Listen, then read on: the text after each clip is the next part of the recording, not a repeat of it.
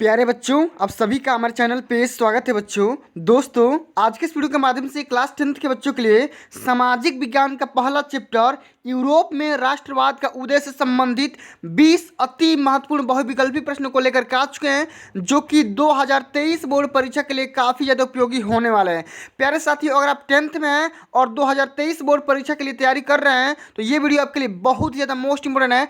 Video को ध्यान से देखना, लास्ट तक देखना, लाइक कर देना, शेयर कर देना।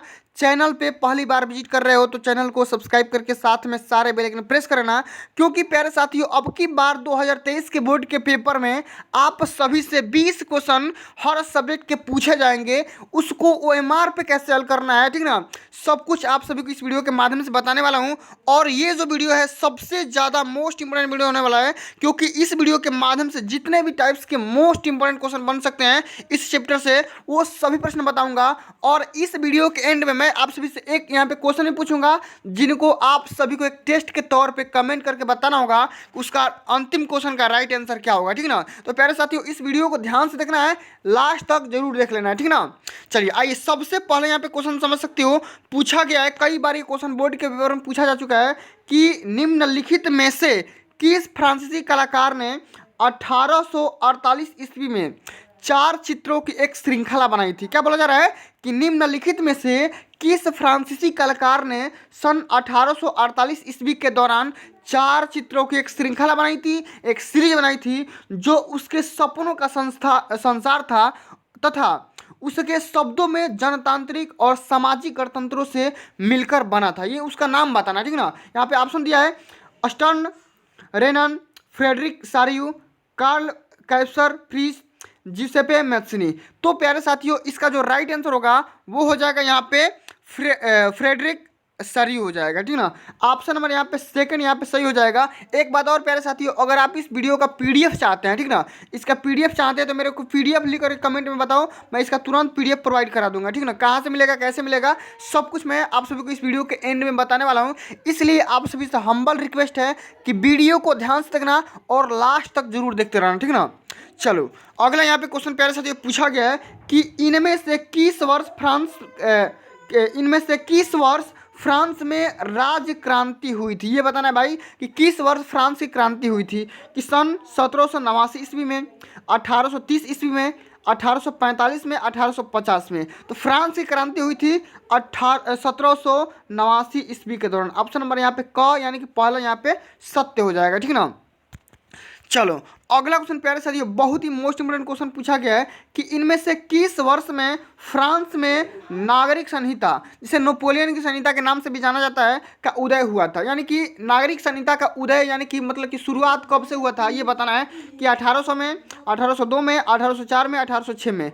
तो नागरिक संहिता, जिसको हम यहाँ पे नेपोलियन की संहिता के नाम से भी जानते हैं, क्योंकि ये जो नागरिक संहिता का उदय हुआ था सबसे पहले कौन लाया था, नेपोलियन के द्वारा ही लाया गया था, ठीक ना। इसलिए हम इसे नेपोलियन की संहिता के नाम से भी जानते हैं। और प्यारे साथियों, ये जो नेपोलियन की संहिता का उदय हुआ था सन 1804 ईस्वी के दौरान हुआ था। ऑप्शन नंबर यहाँ पे ग सही हो जाएगा, ठीक ना। इसको ध्यान में देखना। और यहाँ पे देखो, जितना क्वेश्चन बता रहा हूँ सारे के सारे क्वेश्चन को यहाँ पे नोट्स बना सकते हो, ठीक ना। अगर इसका पीडीएफ बोल के मैं तुरंत इसका पीडीएफ प्रोवाइड कर दूंगा। आप यहाँ पे तैयारी के बेस्ट बनाओ, ठीक ना। 70 में 70 यहाँ पे स्कोर कराने की अगर मैं सपना अगर आप सभी को लेके बता रहा हूँ तो वहाँ पे साकार भी करवाने की कोशिश करूँगा, ठीक ना। चलो अगला क्वेश्चन प्यारे साथियों पूछा गया है कि इनमें से कौन सा सामाजिक वर्ग 18वीं शताब्दी में यूरोप में सर्वाधिक प्रभुत्वशाली था। ये बताना है कि भाई कुलीन वर्ग, सामंत वर्ग, कृषक वर्ग या श्रमिक वर्ग। तो इसमें कौन सा भाई 18वीं शताब्दी में पूछ रहा है, 18वीं शताब्दी में, तो यहाँ पे कुलीन वर्ग यहाँ पे राइट आंसर हो जाएगा, ठीक है। चलो अगला क्वेश्चन पूछा गया कि भाई वियना संधि हुई थी। अब वियना संधि कब हुई थी ये बताना है कि 1815 में हुई थी, कि 1789 में हुई थी, कि यहाँ पे 1830 में हुई थी, कि 1848 में हुई थी। तो वियना संधि होती है प्यारे साथियों आप सभी का यहाँ पे 1815 ईस्वी में। कब हुई थी, 1815 ईस्वी में। आप सभी को इसे ध्यान में रखना है और हमेशा याद रखना है, ठीक ना। ये बोर्ड के पेपर में कई बार पूछा जा चुका है, ठीक है। अगला क्वेश्चन पूछा गया है प्यारे साथियों कि वियना कांग्रेस के सम्मेलन की मेजबानी किसने की। यानी कि वियना कांग्रेस के सम्मेलन की मेजबानी यानी कि उत्तरदायित्व किसने निभाई, ये बताना भाई कि मैटरनिख ने, काउर ने, जिसेपे मैथ्सनी ने, गैरी बाली ने। तो किसने निभाया, मैटरनिक के द्वारा निभाया गया था। कौन?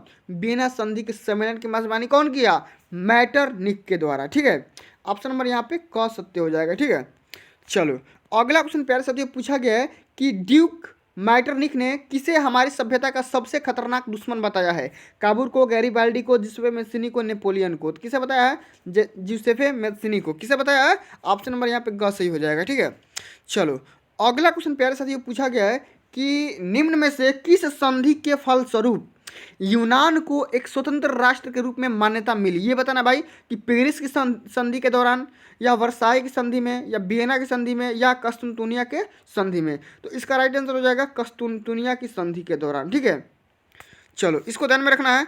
अगला क्वेश्चन प्यारे साथियों ये बताना है कि निम्न में से यह किसका कथन है? जब फ्रांस छींकता है तो बाकी यूरोप को सर्दी जुकाम हो जाता है। अरे भाई गजब, मतलब कि देख सकते हो कि बहुत ही यहाँ पे तगड़ी लाइन बोली गई है कि जब फ्रांस छींकता है तब तो बाकी यूरोप को सर्दी जुकाम हो जाता है। ये बताना है कि स्टेटमेंट किसने दिया था?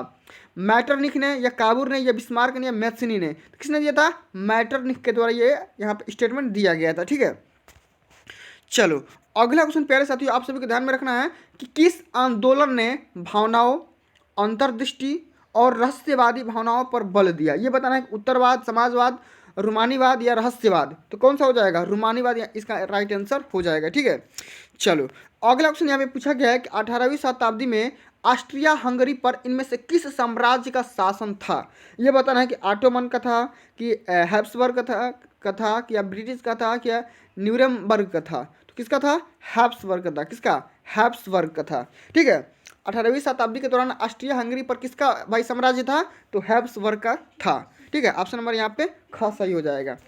ठीक है, अगला क्वेश्चन पूछा गया है प्यारे साथियों कि निम्न में से किस वर्ष में सेंट पॉल चर्च में फ्रैंकफर्ट संसद का आयोजन किया गया था? ये बताना है कि फ्रैंकफर्ट संसद का आयोजन कब किया गया? ये बताना है, वर्ष पूछा गया है 1815, 1848, 1850, 1865। तो कब किया गया था?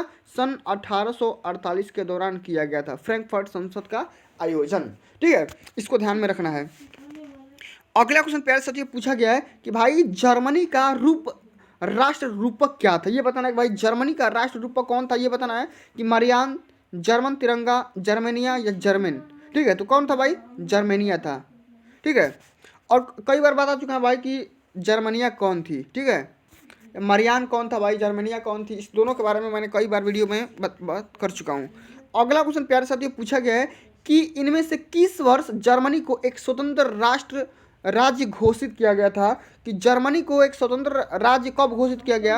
1871, 1872, 1876, 1880।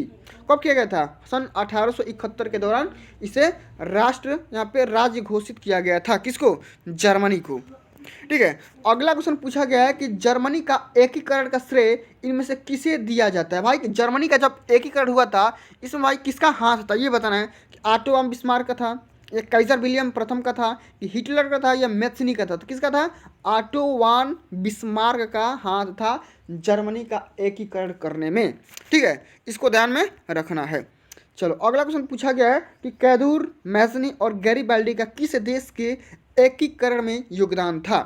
इटली के, जर्मनी के, फ्रांस के, रसिया के? किस में था? इटली में था। ऑप्शन नंबर यहाँ पे क सही हो जाएगा। अब अगला क्वेश्चन पूछा गया है, बहुत बहुत मोस्ट इंपोर्टेंट है, इसको ध्यान से देखना कि इनमें से किस वर्ष इंग्लैंड तथा स्कॉटलैंड के बीच एक्ट ऑफ यूनियन नामक एक समझौता हुआ, जिसके फलस्वरूप United kingdom of great Britain का गठन हो गया?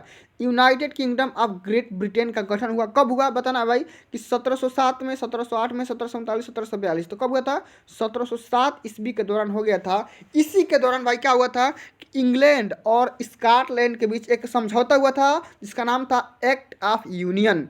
और इसी एक्ट के हिसाब से, इसी मतलब संगठन के हिसाब से, समझौता के हिसाब से United kingdom of great Britain की यहाँ पे क्या हो गया? यहाँ पे गठन हो गया। ठीक है, तो ये डेट यहाँ पे याद रखना है, वर्ष। निम्न में से किस देश को बलपूर्वक 1808 ईस्वी में United kingdom of great Britain की शामिल कर लिया गया था? अभी मैंने बताया भाई किसको? Scotland, Netherlands, Ireland, England. इसका राइट आंसर क्या हो जाएगा? आयरलैंड। क्या हो जाएगा? आयरलैंड। ठीक है, चलो अगला क्वेश्चन यहाँ पे पूछा गया है कि फ्रांसीसी क्रांति के दौरान कलाकारों ने स्वतंत्रता न्याय और गणतंत्र जैसे विचारों को व्यक्त करने के लिए नारी रूपक का प्रयोग किया। इस नारी रूपक का नाम क्या था ये बताना है। जर्मेनिया, कोरियान, लिबर्टी या मरियान। क्या था? मरियान था। क्या नाम था भाई उसका? मरियान था। चलो अब हम इस वीडियो के अंतिम नंबर क्वेश्चन के पास आ गए हैं कि निम्न में से कौन ब्रिटेन का राष्ट्रीय प्रतीक है? बताना भाई। ग्रेट ब्रिटेन का राष्ट्रीय चिन्ह क्या है? उगता हुआ सूरज या सूर्य, तलवार, यूनियन जैक, ये काला या काला, लाल और सुनहरा तिरंगा। तो ग्रेट ब्रिटेन का जो राष्ट्रीय प्रतीक था वो क्या था भाई? यूनियन जैक हो जाएगा। क्या हो जाएगा? यूनियन जैक हो जाएगा। ठीक है। अब प्यारे साथियों आप सभी को इस क्वेश्चन का आंसर बताना है और कमेंट बॉक्स में इसको छाप देना है अभी कभी कि निम्न में से किस स्थान पर मैक्सनी ने यंग इटली नामक संगठन की स्थापना की थी। ये क्वेश्चन मैंने कई बार बता चुका हूँ। इसको बताना भाई कि मैक्सनी ने किस स्थान पर यंग इटली नामक संगठन का स्थापना किया था। पेरिस में किया था कि बर्न में किया था कि वर्साय में किया था कि मर्सेई में किया था। ये बताना मेरे कमेंट बॉक्स में अभी छाप करके बताओ। ठीक ना।